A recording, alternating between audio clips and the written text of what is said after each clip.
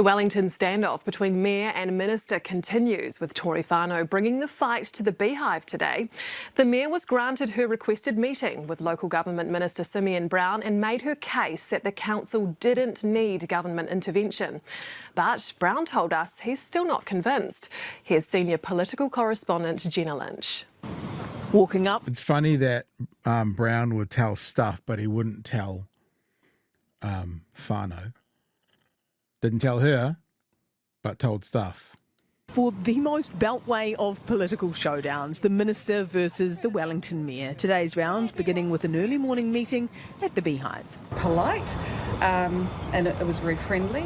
As friendly as a meeting can be with a government which has called your council a shambles and threatened intervention. Other ministers have referred to our council as a shambles. I would disagree with that. The government began publicly musing about intervening this week after the council dug a fiscal hole hundreds of millions of dollars deep in its long-term plan by voting. Draft plan, like we said today, draft plan. So as we've said yesterday, the projected budget they had has got a hole in it and they have to fill that hole.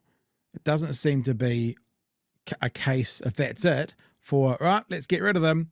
If nothing else, they've got till June next year to sort it out. Not to sell off its stake in Wellington Airport. I reiterate that I still don't think we've met the threshold for government intervention.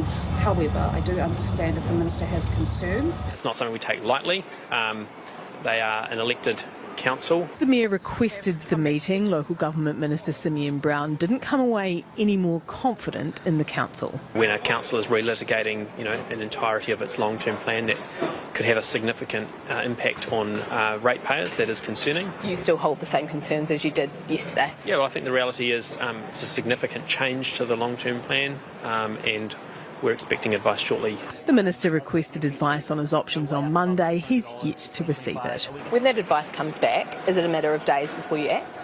Well, look, as I said the other day, we'll receive the advice and then we'll consider it in terms of what it says. Is an observer the most likely option? Oh, look, I'm not going into any of that. We're waiting on the advice. It's funny now they're not going into any of that, Chewy, but they were pretty loose with their lips earlier in the week. We're going to watch Kieran McAnulty and the Bish. Another T-shirt, hashtag the Bish. Kieran and the Bish. And Kieran made the point, and I don't think we're going to watch this part or else we'd have too much, but Kieran made the point that he wasn't going to comment like these guys did, been talking it up all week long. Rubber hits the road today, and all of a sudden, Simeon Brown's maybe not quite backpedaling, but a bunch of that bravado has potentially been lost and gone away. Is an observer the most likely option? Oh, look, I'm not going into any of that. We're waiting on the advice. And it turns out he didn't go into any of that with the Mayor either. He didn't raise the topic of government intervention. Beehive sources have indicated to 3 News that an intervention is more likely than not, that the most likely course of action is appointing an observer to the council, and that once that advice comes back, it could happen pretty quickly within the next couple of weeks. Will you challenge that legally? No, I mean, I don't believe we've met the threshold for an observer or commissioner. However, I understand the concerns that have occurred as a result of last week. So if he makes a call, you will live with that? I will live with it and I will work in good faith with him. A minister and a mayor wait for advice that will seal the council's fate. There is another interesting angle from this, Chewy. I'm going to have to go find it because someone messaged me today. So why don't you have a jump in and get your thoughts today? And I'll go find this message that I was sent today. What are your thoughts? Look, I think this sounds like an absolute debacle. Like, if the government had a concern, why did they go to stuff first? Why would they not bring it up with the council? You mean the government response is the debacle rather than what's happening at the council? What do you mean? Oh, look, I don't think that this thing with Wellington City Council is like an unheard of occurrence, that a council doesn't agree or changes something in their draft plan. Now, I've never sat in a council room, and I don't think Simeon Brown has either.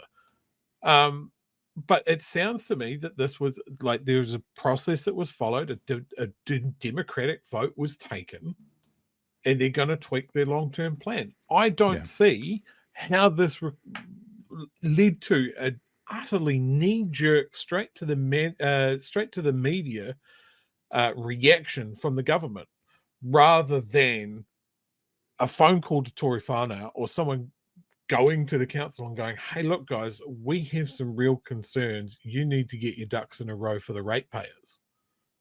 So it just seems a bit fucked. Yeah. And the only case that I can think of, like, didn't Tauranga's council get replaced with a commissioner? That's probably the most recent example. Yeah, I think that's the most recent. And I, in all honesty, I haven't looked at the events in Tauranga that led to that happening. So, I mean, that's kind of our yardstick of a government stepping in and going, this is a dysfunctional council, and overreach or reaching over and saying, cool, doesn't matter who people voted for, we're getting rid of them, we're putting this person in to run your city. It's a big step.